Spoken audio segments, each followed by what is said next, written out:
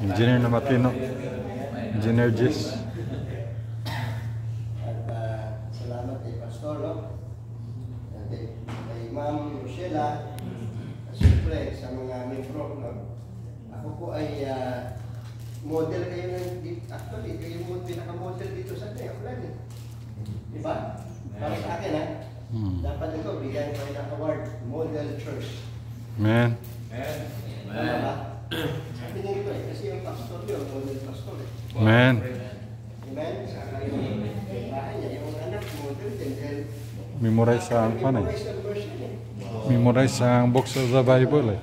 May 100 pesos sa akin mamaya. Wow! Memorize ang version na dapat wala ito sa prayer meeting eh. Oo. Dahil yan, sa Israel, kakinasal, isang taon. Walang duty. Whole year, enjoy. Tindi ah. Sa Israel. Dito, wala pa. 24, ano ba? Wala ka 24 hours. Wala pa. Oo. Amen? Iniintindihan mo yun, nakalimutan ka. Mag-press road pa.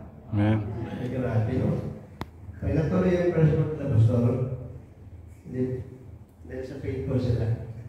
I-delivery mo sila doon sa hotel, sa magiging onsen hotel. Yun ay Japanese hotel yun, kasi yung hotel na yun, kami ay pinaanak ko sa church. Dapat yan, muna ka pala sila pastor. I will do everything I can na magawa ko tayo ng aking, di ba? Amen. Pumunta ako dito. Bagaman, nakaalala nyo naman ako. Patay tayo na akong budget, ano? Pamanicure pa ako eh. Mga may gusto din si pastor. Sila, hindi naman sila mga pastor. Pero kumuha sila ng mga alam naman nila ng mga pastor, wala naman talaga mga pera. Amen? Pero dahil sa ginawa nila, ipiplay sila ng Panginoon. Amen. Amen? Hindi ko naman sinasabi na lahat yung ganun pag-sa naman. Hindi pa kami mayaman na pastor. Mag-ibaman ako ano. Natuloy na yung ano, yung ako sa akin pastor, ano. Pero may Prepare for the storm. prepare for the storm. Meron tayong mga verses ito na yun. Napunta sa ano? Napunta sa ibang lugar. Anyway, Matthew 7.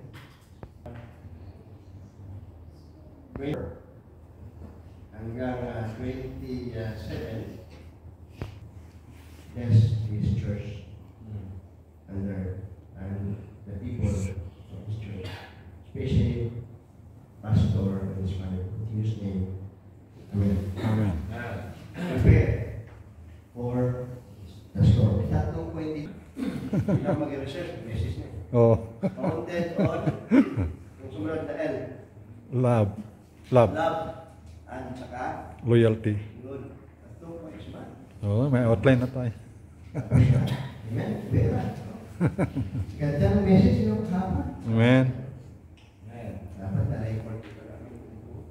Sa YouTube na. Tatlo naman yung aking point niya na tatlong F din. Number 1, build a strong foundation. Parang kahapon, ano? Number 2, build a strong fortitude.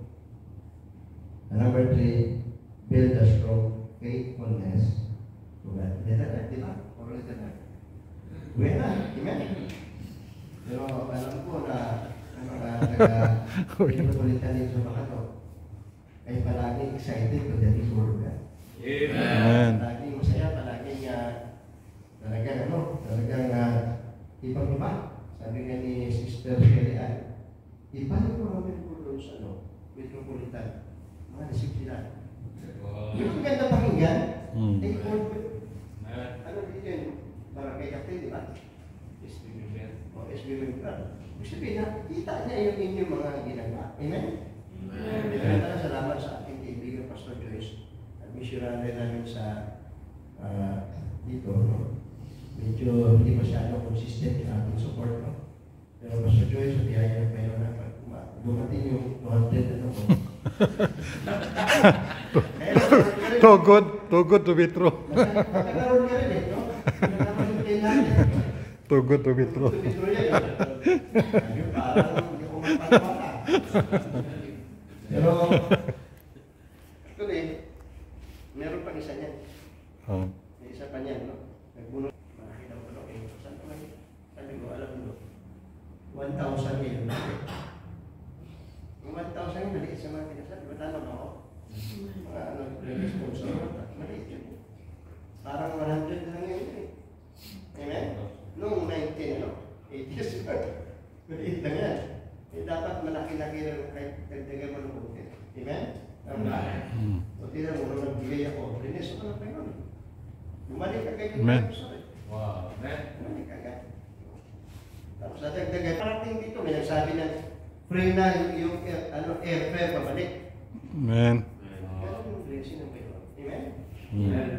Anyway, yung ginagawa niyo dito, yung ginagawa ng mga kasama, foundation. Strong foundation is walang iba kundi ang Word of God. Amen. Built upon the rock, upon Jesus Christ. Diba sabi ni Pastor? Founded upon Jesus Christ. So, ano po yung pinakamatibay? Amen? Meron pa ba? Lahat ng kayamanan, lahat ng mga bankers, lahat ng mga billionaires of the world, lahat yan bibigay yung pangarap. Di ba sa California, mga artista, ang lalaki ng bahay, ay sa pera. Ang foundation na isa popularity. Hindi sila naka-founded or hindi sila matapat sa Panginoon. Hindi sila matibay sa Panginoon. Wala kang matibay pa. Kaya yung mga ligtas, umanggap sa Panginoon. Ano man ang mangyayari sa mundo nito? Ano bang takot? Kasi sunod-sunod yung bagyo. Sunod-sunod yung lindol eh. Pansin nyo? Hindi na basta bagyo, parang ka sa bagyo. Hindi ordinary mga bagyo. Kasi yung typhoon, yung landas, naalala nyo?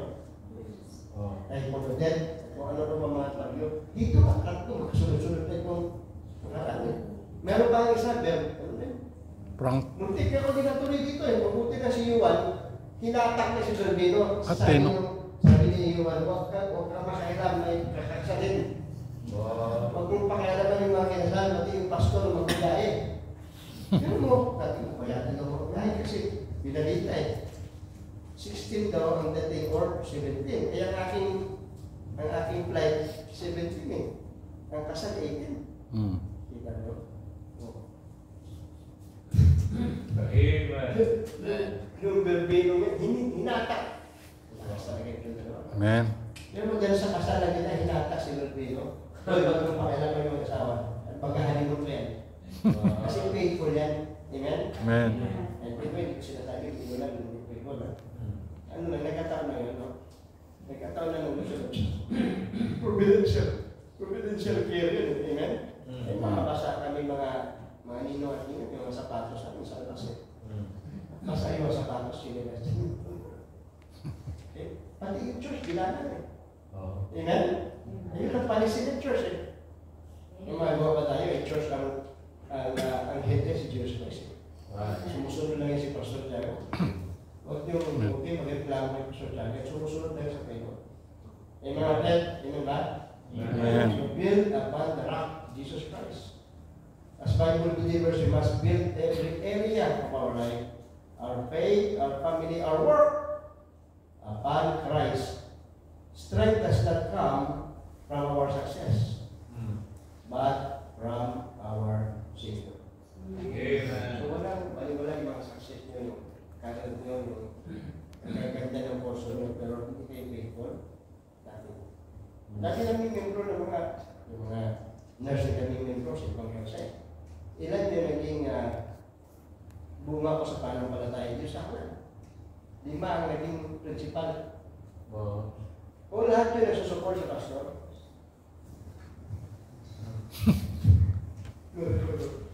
O lahat ng mga naging bunga ko sa pananampalataya nagsusupport sa akin. Parang kung pera.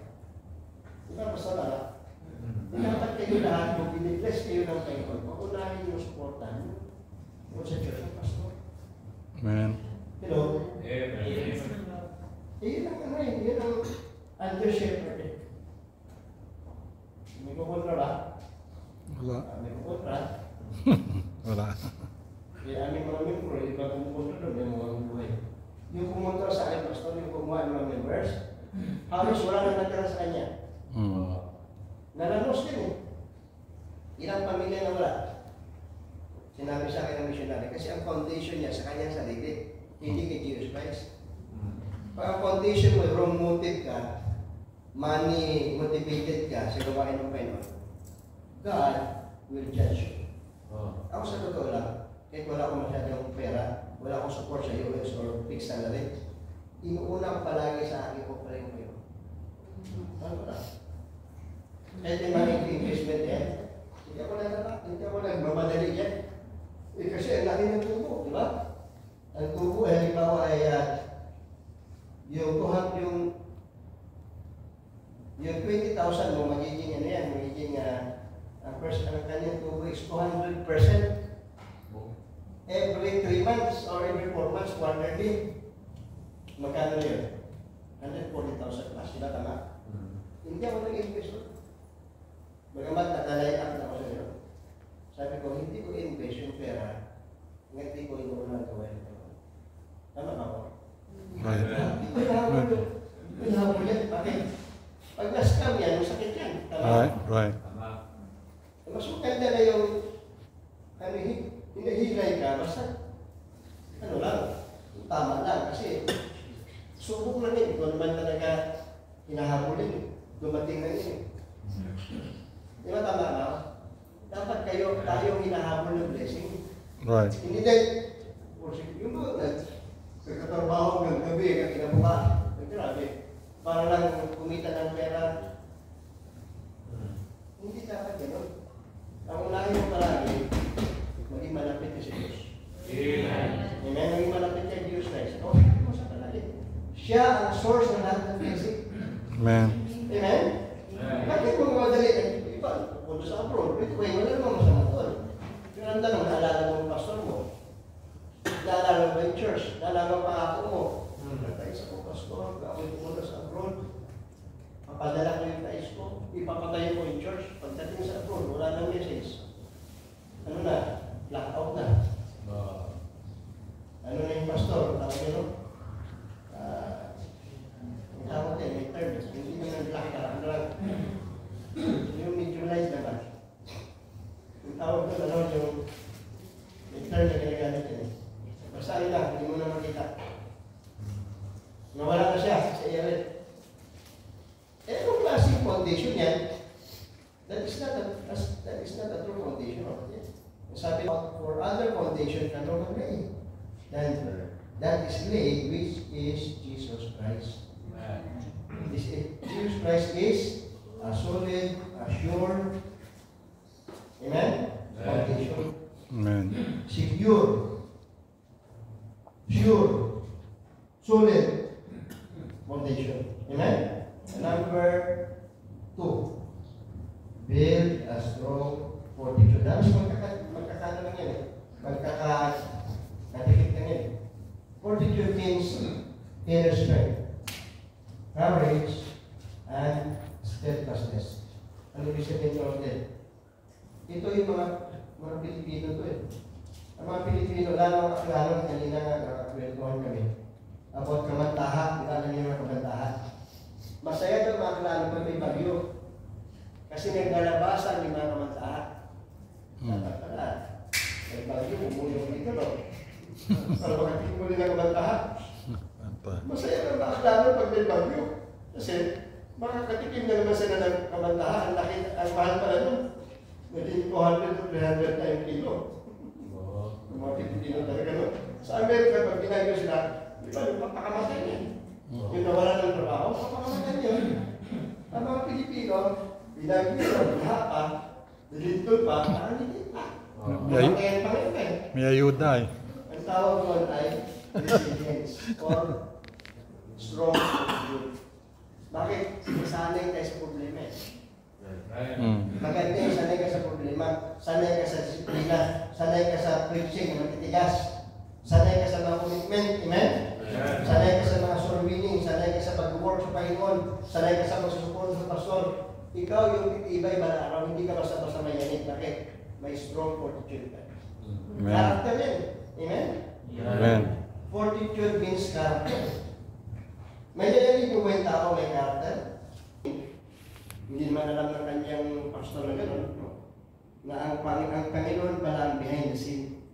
The unseen hand of God is in the life of Pastor John. Hindi siya makapagpatayo ng ganito kung wala siyang sufferings, sacrifices. Hindi siya tumibay, hindi siya naging resilient. Isang pastor. Kami mga pastor, kaya sanay kami sa by faith kasi tinitrain kami ng Panginoon na umasa sa Kanya. Amen. Kasi sa lahat ng oras, susuportahan ka namin po eh. Tama ba ako? Tama ba ako? Kasi sa lahat ng oras, halimbawa, ako pupunta ako dito sa Manila, ilan lang yung nag-message sa akin na padala lang. Isa lang nga nag-chika sa akin. Kami po eh. Bakit? Hinitindihan ko sila, wala yung pera eh. At pero hindi ko naman siya na-require. Isa lang nag-chikas. Sigawan ko ba sila? Hindi. Sanay kasi ako sa may faith. Wala kang chikas sa may chikas ka. God will give us. Amen? Iiwanan man ako na lahat ng membro sino man, kahit sino pang supporter yan. God will take it. Amen. Wala na kung nawalan kami ng pera na nag-down yung church. Tumawag sa akin galing abroad, pastor. Okay na bang magpadala ko ng tithe dyan? Sa iyo? Huwag mong sabihin. Ikaw lang. Hindi ako magbibigay dito sana kasi iba naman turo dito eh. Ibig sabihin, hindi ko akalain ng ganun. At hindi ko naman member no? Pero mo, pastor, gano'n. May isa rin. Nakita yung public preaching namin. May papadala ko pastor namin. Ano sa'yo? Blessing. Sumunod, bumili ka din ng maganda, no? Maganda speaker. Nakita niyo? Amen.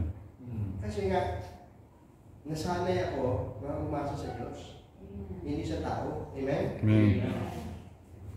Ang tawag doon ay strong fortitude or faith.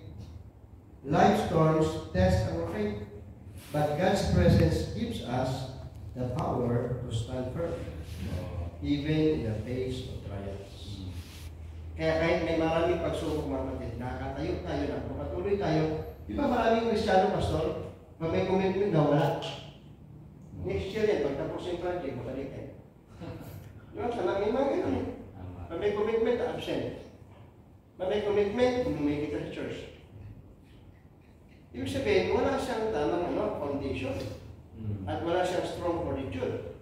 Ang tao kasi na, tulad yung nandito sa prayer meeting, ang tao sinusubukan, lalong kumatatag, lalong lumalaban, lalong nagpupursige. Amen? Amen. Tingnan yung Israelita for 40 years na sila ay wala silang bakery, wala silang farm, wala din silang supply, wala silang maasahan. For 40 years, yung kanilang sapatos hindi nasira. For 40 years, yung kanilang mga damit hindi nasira. For 40 years, kumakain sila. Ang ginagawa lang, naglalakad lang. Naglalagay lang ng mga tent yan, tapos natulog, pinabukasan, lakad na naman. Wala silang trabaho. Ibig sabihin, Diyos ang mismo ang nagbigay sa kanila. Amen? Amen. Bakit sila inalaw ng Diyos na dumaan sa ganung matitinding pagsubok? Because God wants them to build a strong character and fortitude. Kaya mga Israel, number 1 sa technology, number 1 sa agriculture, number 1 sa Military. militar, number 1 sa economy. Siyempre, sa ratio and proportion, malaki siyempre ang England, malaki siyempre ang Amerika o ang mga malaking bansa. Pero pagdating natin sa tinatawag natin yung mga titingnan mo yung kapasidad nila, maliit lang ang Israel.